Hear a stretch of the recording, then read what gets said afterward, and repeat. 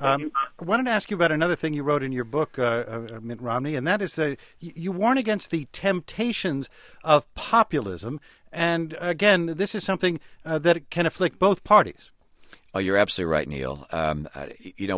When things are tough, as they are right now, and as I point out in my book, I'm concerned in particular over the next 10 and 20 years, and even longer, as to the course that America is on.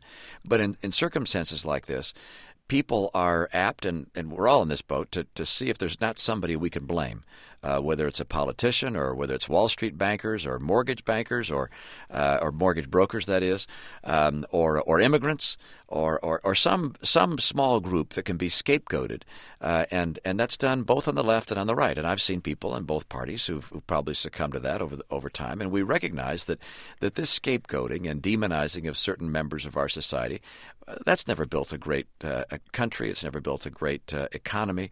We have to be honest about the real challenges we face, address them. It's going to be hard work to overcome some of those challenges. But at times like this, there are no easy fixes by just targeting some small subsegment of our society and somehow accusing them of being the cause of all of our problems.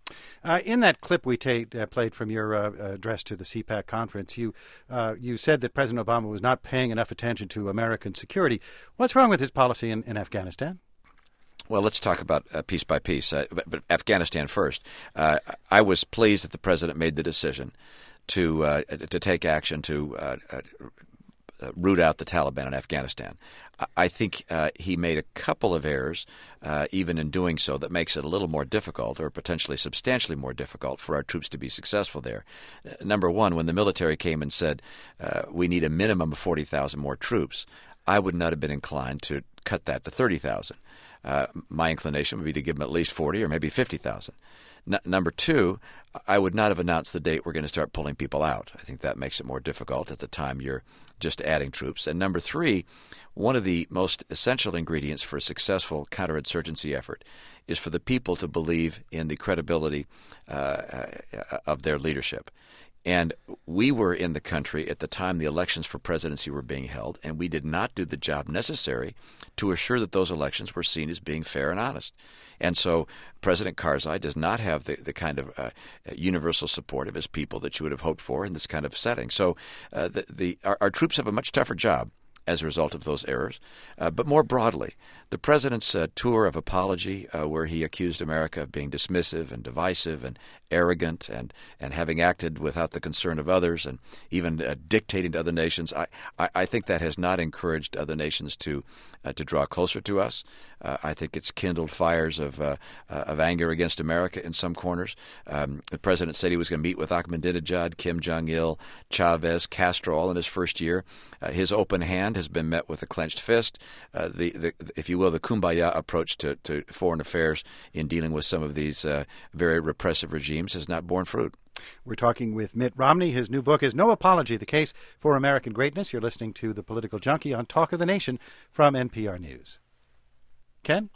Governor Romney, can I switch topic for 1 second and talk about the state of the Republican Party? When you were governor, you basically governed as a moderate to moderate conservative governor, and you were on stage when Scott Brown won that historic victory on January 19th, and he also ran kind of a moderate to moderate conservative kind of campaign. Now we see Tea Party activists going around the country. We saw at CPAC where you won the last three straw polls. Ron Paul won the straw poll. I'm not putting that much significance in straw polls, but do you see a shift? There's a lot of anger in this country, and we've seen it festered in these protests and these Tea Party protests. Do you think the Republican Party is moving too far away from that centrist Scott Brown kind of coalition? Well, I don't know that I can characterize the party by any one individual.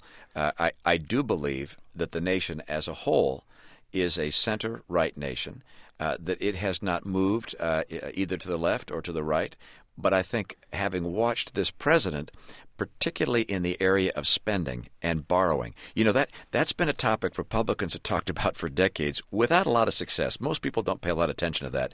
Now they are. They've seen that people that borrowed too much lost their homes, that businesses that borrowed too much lost their way and lost jobs. And they're concerned about the $1 trillion deficits that are being racked up. Which were also racked up during a Republican president as well. Yes, I say Washington politicians. I'm referring to people, Republican and Democrat. And so there's a movement of independents, Republicans, and Democrats, and I guess you call it a conservative movement, saying stop spending so much money. But I hope liberals feel the same way. Mm-hmm. Don't spend money we don't have. And there's a lot of energy around that. I think a lot of that will be captured in my party. Some will be captured in the Democratic Party. And candidates will come forward that are if you will spending and borrowing hawks that'll say no to that. I think that's a good thing, but I don't believe that you're going to see a dramatic shift in the nature of our respective parties. Let's get one more caller in. Anna joins us from Iowa City. Hi. My comment/question is right in that vein. I consider myself conservative when it comes to political and fiscal matters. I'm married to a very conservative Republican doctor. However, I am very frightened by the trade-off. In order to get Washington back on track, I'm going to have to vote for people who are going to take away my reproductive rights, who are going to impose or continue to impose restrictions on who can marry in this country. And I was just wondering, what Mr. Romney's stance is on that trade-off. And we're going to give him 45 seconds to answer you.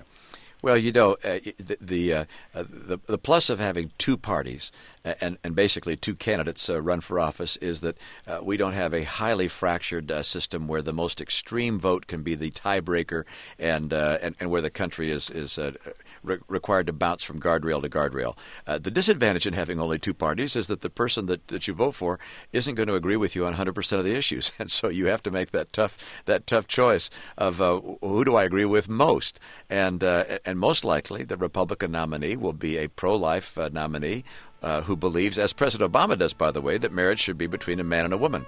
But hopefully you'll line up with me and the Republican folks that I agree with and vote for conservatives like I will that'll bring the kind of financial sanity that our nation needs. In just 23 months' time, Anna.